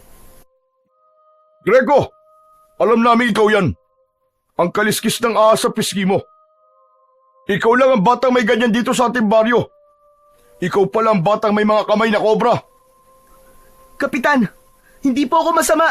Kakampi niyo po ako! Hindi. Hindi kami naniniwala. Nakita namin ang kaya mong gawin. At sigurado na hindi lang sa mga aswang mo yung gagawin, kundi sa aming mga tao rin. Lumapit si Lolo Agapito kay Greco at mahigpit siya nitong niyakap. Inalis nito ang kwintas at bumalik na si Greco sa normal niyang anyo. Kapitan, magulos dili kayo. Totoo ang sinabi ni Greco. Huwag niyo siyang husgahan dahil lang sa itsura niya. Tignan niyo. Siya si Greco. Siya ang apo ko. Kaya niyang bumalik sa pagiging tao. Wala kaming pakialam, Lolo Agapito. Siguro kaya pinapatay niya ang mga aswang ay para wala siyang kaagaw sa pagkain sa mga tao. Ang dapat sa apo mo ay palayasin. Mas lalong natakot si Greco nang may sumigaw na mas maganda kung papatayin na lang siya. Naging sunod-sunod na ang sigawan ng mga tao at halos lahat ay gustong patayin si Greco. Mas lalong humigpit ang pagkakayakap ni Greco at Lolo Agapito sa isa't isa. Kung papatayin niyo si Greco, ay patayin niyo na rin ako. Umalis ka dyan, Agapito. Huwag mong protekta ng halimaw na yan. Tumigil ka, Kapitan. Apo ko ang sinasabi mong halimaw. Patuloy sa sigawan ng mga tao, may mga nagsasabi na pati si Lolo Agapito ay dapat ding patayin dahil baka daw pati ito ay halimaw na rin, kagaya ni Greco. Nagkakamali kayo! Hindi halimaw ang lolo ko! Ako na lang ang patayin niyo! Lolo, umalis ka na! Hayaan mo nang gawin ng mga tao ang gusto nila! Mula sa kumpulan ng mga taong nakaikot kina Greco at Lolo Agapito ay lumabas si Kaloy. Hingal na hingal ito. Laking gulat ni Greco nang tumayo ito sa harapan niya habang nakaharap sa mga tao. Kung papatayin niyo si Greco, ay patayin niyo na rin ako. Kaloy, anong ginagawa mo? Kung hindi ako niligtas ni Greco, ay patay na sana ako ngayon. Pinatay na sana ako ng aswang. Utang ko sa kanya ang buhay ko. Umalis ka dyan, Kaloy. Huwag ka nang dumagdag sa problema namin. Talagang iniisip nyo na halimaw si Greco? Siguro halimaw ang panlabas niya, pero hindi ang panloob niya. Kahit palagi ko siyang inaaway, ay iniligtas pa rin niya ako. Saka hindi ba kayo nag-iisip? Kapag pinatay niyo si Greco, sino ba lalaban sa mga aswang? Sino ba magtatanggol sa atin? Sa tingin niyo ba, ay wala nang aswang ang sasalakay dito sa baryo natin? Marami pang nakatakas, nakita niyo naman. Sigurado ba kayo na hindi na sila babalik dito para patayin tayong lahat? Para magigante? Hindi makapaniwala si Greco na si Kaloy ang nagsabi ng mga salitang yun. Hindi ganun ang pagkakakilala niya kay Kaloy. Ang alam niya ay puro panglalait ang lumalabas sa bibig nito. Pakiramdam niya tuloy ay hindi si Kaloy ang nasa harapan niya. Natahimik ang lahat ng mga tao matapos magsalita ni Kaloy. Maging si Kapitan Waldo ay lumambot ang muka at parang may isang bagay itong napagtanto. Mga kasama, tama si Kaloy. Hindi natin pwedeng patayin si Greco. Kapag pinatay natin siya, ay wala na makikipaglaban sa mga aswang. Sa ngayon, siya lang talaga may kakayahan na harapin ang mga aswang. Nagsimulang magbulungan ang mga tao sa paligid ni Greco. Patuloy ang kaba ni Greco dahil hindi niya alam kung makukumbinsi ba ang mga tao na huwag siyang patayin. Umuwi na tayong lahat, mga kasama. Magpahinga na tayo. Dahil bukas ay marami tayong aayusin ng mga sinira ng mga aswang. Pinangunahan ni Kapitan Waldo ang pag-alis. Matapos yun, ay isa-isa nang umalis ang mga tao hanggang sina Greco, Lolo Agapito at Kaloy na lamang ang natira roon. Humarap si Kaloy kay Greco at pabiru siya nitong sinuntok sa dibdib. Magpasalamat ka sa akin at ipinagtanggol kita. Oo nga eh. Salamat, Kaloy ah. Salamat kasi kung hindi ka pa dumating, baka pinatay na ako ng mga tao. Hindi ko naman pwedeng hayaan na mamatay ang taong tumulong sa akin, no? Utang ko sa'yo ang buhay ko, Greco. Ako rin, kailangan ko magpasalamat sa'yo. Salamat kasi kahit palagi kitang inaaway, iniligtas mo pa rin ako Kahit pwede mo naman akong pabayaan ng gabing yon. Napangiti si Greco at nakipagkamay siya kay Kaloy. Sa kabila ng muntik na siyang patayin ng mga tao, ay napakasaya niya sapagkat nakahanap siya ng isang bagong kaibigan sa katauhan ni Kaloy na hindi niya inakala dahil simula nang magkaisip siya ay kaaway na ang tingin sa kanya ng batang si Kaloy. Kahit paano ay nakahinga ng maluwag sina Greco at Lolo Agapito. Labis ang pasasalamat nila kay Kaloy dahil kung hindi dahil dito ay malamang hindi maliliwanagan ang mga tao sa kung sino talaga si Greco. Sa mga sumunod na araw, matapos ang matinding laban sa mga aswang, ay hindi na muna lumalabas si Greco ng bahay. Greco, apo, hindi ka pa rin papapasok sa eskwelahan. Aba, 3 araw ka ng liban na. Nahihiya pa rin po kasi ako lumabas, Lo eh. Panigurado po, alam na rin po sa school kung ano ko. Naiintindihan kita. Pero sana ay hindi magtagal na nakakulong ka lang dito sa bahay. Kasi sa totoo lang ay wala kang dapat na ikahiya. Para sa akin ay isa kang bayani, apo. Ngunit kahit hindi pa kayang lumabas ng bahay, ay nalilibang pa rin si Greco dahil madalas siyang puntahan doon ni Kaloy. Nakikipaglaro ito sa kanya at kinakausap din niya ito tungkol sa iba't ibang bagay. Ipinaalam na rin niya kay Kaloy ang tungkol sa kanyang ama at sa kwintas na siyang dahilan kung bakit nagbabago ang kanyang anyo. Tol, pwede ko kayang isuot yung kwintas mo? Malay mo, maging dragon naman ang mga kamay ko, di ba? Tapos, bubuga ng apoy. Nako, mas astig yun. Walang epekto ang kwintas na to sa ibang tao, Kaloy. Ginawa talaga to para sa akin ng tatay ko. Saka, wala kang dugon taong reptilian eh. Kaya, hindi to gagana sa'yo. Pero, maswerte ka. Kasi normal ka. Ako kasi, kailangan ko pang ipaliwanag sa mga tao kung sino o ano ako. Kailangan ko pang may magpatunay bago nila ako matanggap. Sus, at drama mo naman. Pero wag ka mag-alala. Pakiramdam ko, nag-iisip lang ang mga tao. Darating din ang araw na matatanggap ka rin nila. Sana nga, para naman nakakalabas na ako. Pwede ka naman lumabas eh. Walang pumipigil sa'yo, no? Saka walang mananakit sa'yo. Subukan lang nila at makakalaban nila ako. Bahagyang natawa si Greco sa sinabing yun ni Kaloy. Isang umaga, habang naglilinis si Greco sa loob ng bahay, ay narinig niya ang yabag ng mga paa sa labas.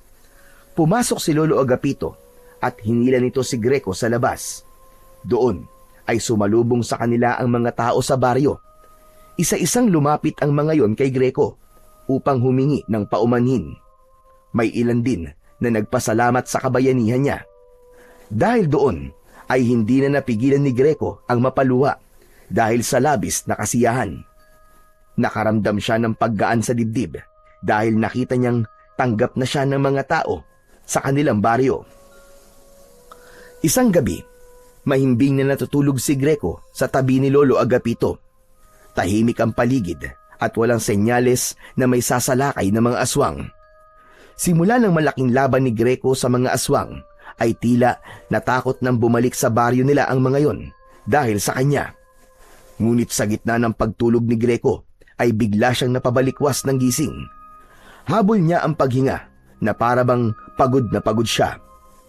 Hanggang sa nakarinig siya ng huni ng mga ahas sa labas ng kanilang bahay. Nagtaka siya dahil sa tagal na nilang nakatira doon ay wala siyang nakitang ahas. Tumayo si Greco, sumilip siya sa bintana at may nakita siyang isang matangkad na lalaki na nakatayo sa harap ng kanilang bahay.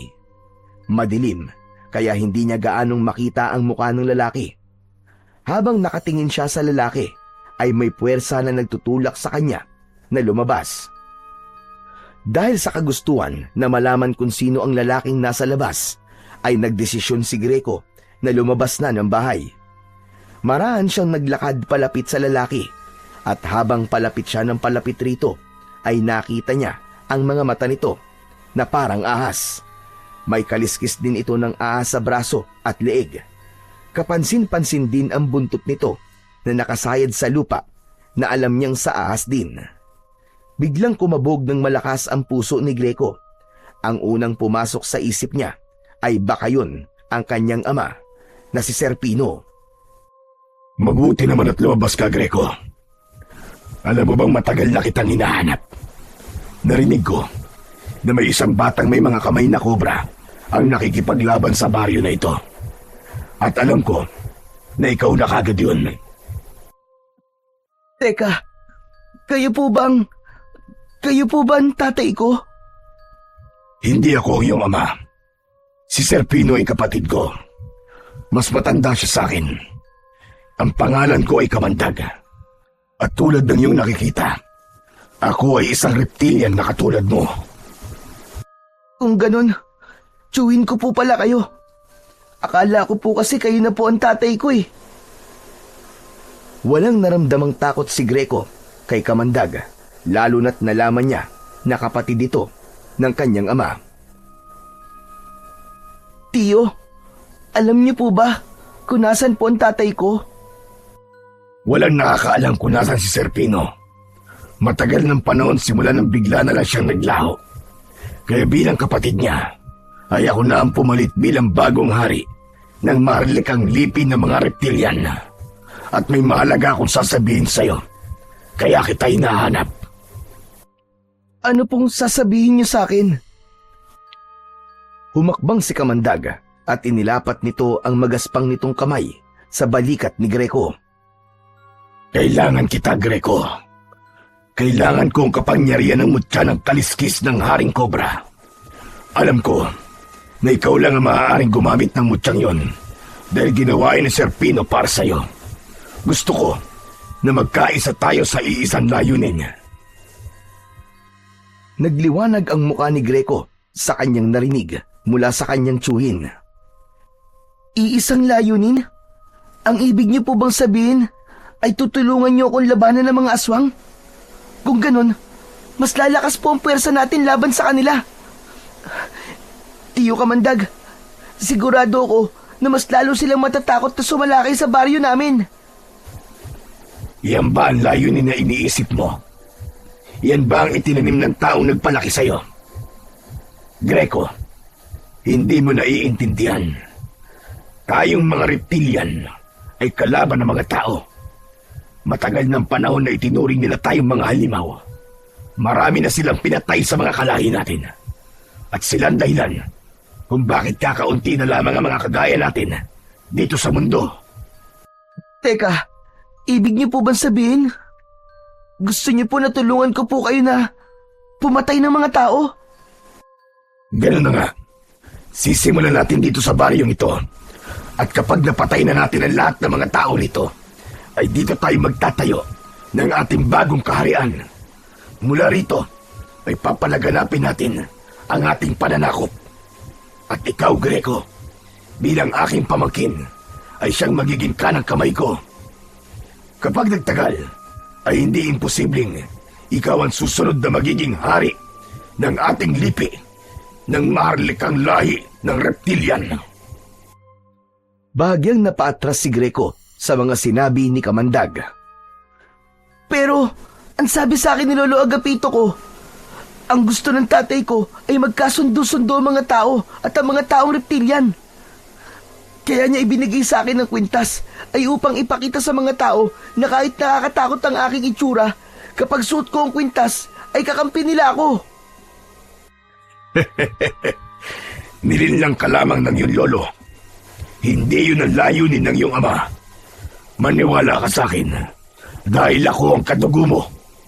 Nilikha tayo upang pumatay ng mga tao at hindi makipagkasundo sa kanila dahil napaka-imposible nung mangyari. Kaya sumama ka na sa akin, pamangkin.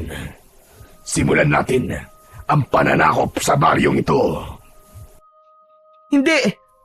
Ayoko sumama sa iyo, Tiyo Kamandag. Hindi ako naniniwala yan ang gusto ng tatay ko. Mabait siya.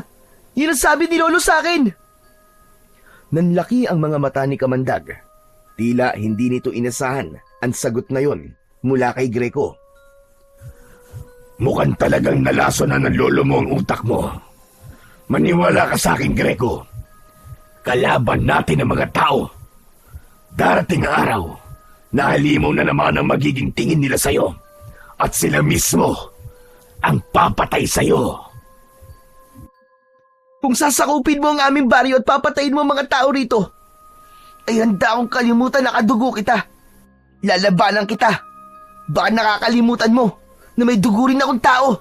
At mas naniniwala ako sa lolo ko kaysa sa'yo na ngayon ko lang nakilala. Umalis ka na, Tiyo Kamandag, at huwag mo nang tangkain na bumalik pa rito. Dahil sa susunod na paghaharap natin, ay hindi na ako magpipigil lalabanan ka. Pagsisisihan mo na hindi ka umanib sa akin, Greco. Ito ang tandaan mo. Hindi pa ito ang huling beses na magkikita tayo. Tumalikod na si Kamandag at naglakad palayo. Nang makalayo na ito, ay biglang naging ahas ang pang-ibabang katawan nito at mabilis itong gumapang hanggang sa tuluyan itong nawala sa paningin ni Greco. Hindi muna umalis si Greco sa kinatatayuan niya. Nanatili siyang nakatingin sa lugar kung saan nawala si Kamandag. Mabilis ang tibok ng kanyang puso.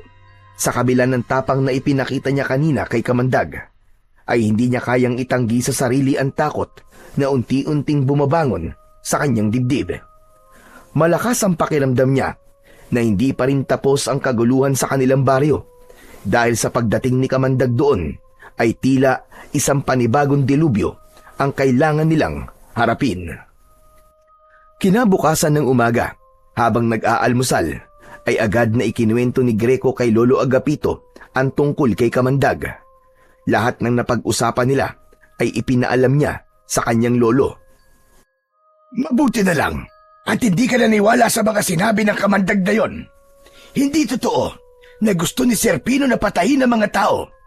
Ilang beses ko nakausap ang tatay mo noon, pero palagi niya sinasabi na wala siyang ibang nais kundi ang kapayapaan sa pagitan ng mga tao at ng mga reptilian. Kaya nga po, ang sabi niya, magkikita daw po kami ulit. Sigurado po ako na babalik siya dito. Wala po akong pakialam kung kailangan ko siyang labanan. Ang ikinakatakot ko lang po ay baka idamay niya kayo. Huwag mo akong alalahanin, Greco. Kaya ko ang sarili ko. Basta, kapag bumalik siya at subukan kanyang saktan, ay huwag kang magdadalawang isip na lumaban sa kanya. Matapang na tumango si Greco. Sa kabila ng takot niya sa nagbabantang kaguluhan sa baryo nila, ay pilit pa rin niyang nilalakasan ang kanyang loob. Alam niya na hindi siya nag-iisa sa laban na to, lalo na't ramdam na ramdam niya ang pagtanggap ng mga tao sa baryo nila sa kung ano o sino siya. Maghapon na hindi mapakali si Greco, pakiramdam niya, anumang sandali ay may masamang mangyayari. Isang hapon, bumisita si Kaloy sa bahay nila para makipaglaro. Naglaro sila ng holen sa harapan ng bahay ni Greco at hindi na nila namalayan ng oras. Kung hindi pa lumabas si Lolo Agapito, ay hindi sila hihinto sa paglalaro. Greco, apo! Nakahain na ang hapunan! Bukas na kayo maglaro ni Kaloy! Uuwi na pala ako, Greco. Gabi na pala. Kaloy, dito ka na kaya maghapunan? Marami naman akong niluto. Salamat na lang po, Lolo. Sa bahay na lang po. Nakakahiya po kasi. Lechong kawali ang ulam namin. Ay sige po, tara po. Kain na po tayo. Nauna pang pumasok si Kaloy sa bahay nila nang malaman nito kung ano ang ulam. Pagdating ni Greco at Lolo Agapito sa kusina, ay nakaupo na ron si Kaloy at sumasandok na ng kanin. Umupo na rin sila at nagsimulang kumain. Habang tahimik silang kumakain, ay biglang natigilan si Greco dahil sa mabigat na presensya na kanyang nararamdaman. Binitiwan na muna niya ang kutsara at luminga na parang meron siyang hinahanap na hindi niya alam kung ano. Apo, bakit tumigil ka sa pagkain? May problema ba? Hindi ko po alam, Lolo. Bigla pong bumigat ang pakiramdam ko eh. Hehehe, paano hindi bibigat ang pakiramdam mo? Eh, ang dami mo na yatang nakaing taba ng baboy. Na-high blood ka na yata. Puro ka naman kalokohan, Kaloy. Hindi ako nagbibiro. Parang may kakaiba talaga sa paligid. Sandali lang po, Lo, ah. Titignan ko lang po dun sa labas. Tumayo si Greco at nagpunta siya sa pintuan. Natigilan siya nang makita si Kamandag na nakatayo sa harapan ng kanilang bahay. Nakangiti ito sa kanya, kaya kita niya ang dalawang matutulis nitong pangil. Lumalabas-labas pa ang dila nito, nakagaya sa ahas. Ang mga kamay nito ay may itim na matutulis na mga kuko, na gaya sa isang bayawak. Sinasabi ko na nga ba? Kaya ang bigat ng pakiramdam ko ay nandito ka na naman. Hindi ba? Ang sabi ko sa'yo ay babalik ako. At dahil salungat ka sa gusto kong mangyari, ay kailangan kitang patayin dahil paniguradong magiging hadlang ka lamang sa mga plano ko. Mula sa likod niya ay narinig niya ang papalapit na sina Lolo Agapito at Kaloy. Sino ba yung kausap mo dyan, Greco? Diyos ko po, anong klaseng nilalang yan? Hala, ang pangit. Parang taong tuko. Lolo, siya po si Tiyo Kamandag. Siya yung naikwento ko sa inyo kaninang umaga. Pakikuha po ang kwintas ko, Lolo. Tatapusin ko na po ito ngayong gabi. Mabilis na kinuha ni Lolo Agapito ang kwintas. Nang maibigay nito yon kay Greco, ay agad niya yung isinuot. Gumapang ang kakaibang enerhiya sa katawan niya, kasabay ng pagbabago ng anyo ng kanyang mga kamay. Lumitaw mula roon ang dalawang ulo ng haring kobra na tila galit na galit. Akala mo ba ay natatakot ako sa'yo, Greco? Mas malakas pa rin ako sa'yo kahit nasa iyo pa ang kwintas ng iyong ama. Huwag kang puro salita! Patunayan mo yung sinasabi mo sa gawa! Ngumisi si Kamandag. Hinubad nito ang damit nito at doon nila nakita ang nangingintab nitong katawan dahil sa kaliskis nito na gaya ng sa ahas. Nang biglang sumugod si Kamandag, ay hindi agad nakapag-isip si Greco. Isinalag niya ang braso niya sa matutulis na kuko ni Kamandag at napasigaw siya sa sakit. Nang masugatan siya nito, agad namang lumayo si Greco sa bahay nila upang hindi na madamay pa sina Lolo Agapito at Kaloy na takot na pinapanood ang kanilang laban. Muling umatake si Kamandag. Malakas siya nitong sinipa sa kanyang tiyan. Humagis siya at nagpagulong-gulong sa lupa. Napaubo si Greco. Lumapit sa kanya si Kamandag at sa isang iglap, tutusukin sana siya ng buntot nito, pero mabilis na nakaiwas si Greco. Gumulong siya pakaliwa at agad na tumayo. Simula pa lang, pero parang susuko ka na kagad, Greco.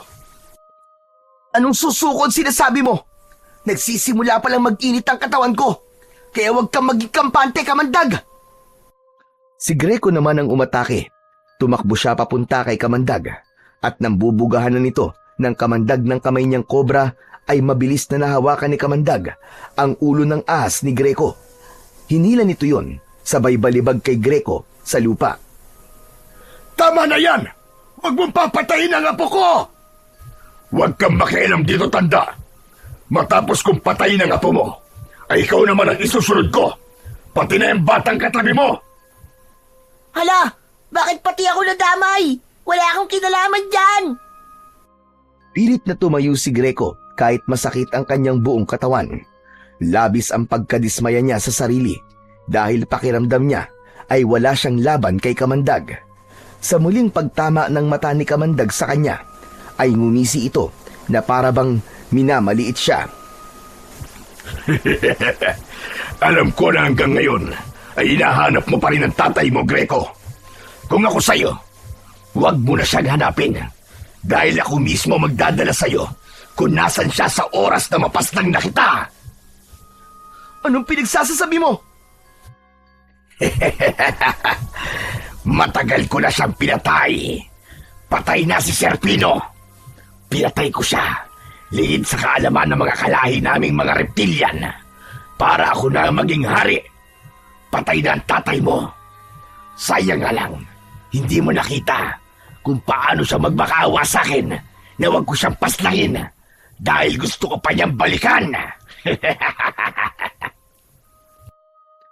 Nanlaki ang mga mata ni Greco. Sandaling tumigil ang mundo niya at isang matinding galit ang sumiklab sa kanyang puso. Hayop ka! Wala kang puso! Papatayin kita! Malakas na sumigaw si Greco. Kasabay ng matinding galit ay ang biglang pagbabago sa kanyang katawan. Naramdaman niya ang pag-init ng kanyang dugo. Umilaw ang kintas sa kanyang leeg at tila may enerhiyang dumaloy sa kanyang mga ugat.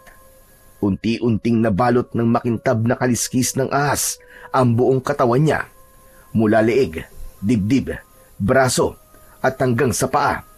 Napaluhod siya sa lupa habang tinutubuan siya ng isang mahabang buntot ng ahas sa kanyang likuran. Humihingal na tumayo si Greco na isa ng ganap na mandirigmang taong reptilian. Ang kanyang mga mata ay sobrang liwanag at kasing dilaw ng mata ng hari ng mga kobra. Umigkas ang dalawang kamay niyang kobra at lumabas ang mahahaba ng mga dila. Hindi! Hindi maaari! Tila naabot mo na ang rurok ng iyong kapangyarihan. Paano ito nangyari? At tapusin na kita, Kamandag! Sisiguraduhin ko na ikaw naman na magmamakaawa sa akin ngayon! Nang sumugod si Kamandag ay mataas na tumalon si Greco upang iwasan ito. Bumulusok si Greco papunta kay Kamandag at gamit ang kanyang buntot ay malakas niya tong hinampas sa katawan na naging dahilan para tumilapon si Kamandag at sumalpok sa isang puno. Hindi na nag-aksaya pa ng pagkakataon si Greco. Gumamit siya ng malalakas na kombinasyon ng pag-atake. Tinadyakan niya si Kamandag habang ang dalawang ahas niyang mga kamay ay walang tigil sa pagkagat dito. Sa bawat pag-atake ni Greco ay mas lalong nahihirapang makabangon si Kamandag. Hanggang sa itinaas ni Kamandag ang isang kamay. Tama na! Tama na! Susuko na ako, parang awa mo na, Greco! Huwag mo akong papatayin. Mawawala ng hari ang lipi ng mga taong reptilian kapag pinaslang mo ko! Ganyan din ba ang sinabi ng tatay ko sa'yo? Nung nagmamakaawa siya sa'yo, na huwag mo siya papatayin! Itinutok ni Greco kay Kamandag ang dalawang ulo ng haring kobra. Sabay na bumukas ang bibig ng mga yon at binugahan si Kamandag ng kulay berding likido na diretsyong bumalot sa buong katawan ni Kamandag. Nangisay si Kamandag habang sumisigaw sa labis na sakit. Unti-unti itong natunaw hanggang sa halos wala nang natira sa katawan nito. Napayuko si Greco. Ramdam pa rin niya ang init ng kanyang galit. Pero sa wakas ay natapos na ang laban nila ng kanyang tiyuhin na si Kamandag. At siya ang nagwagi. Nang lapitan si Greco, ni Lolo Agapito at Kaloy ay sabay siyang niyakap ng dalawa. Tapos na, Apo! Tapos na! Nagtagumpay ka! Ipinagmamalaki kita, Apo! Tama po kayo, Lo. Hindi ko man po makakasama na si tatay. Ay alam ko pong naipaghiganti ko na po siya.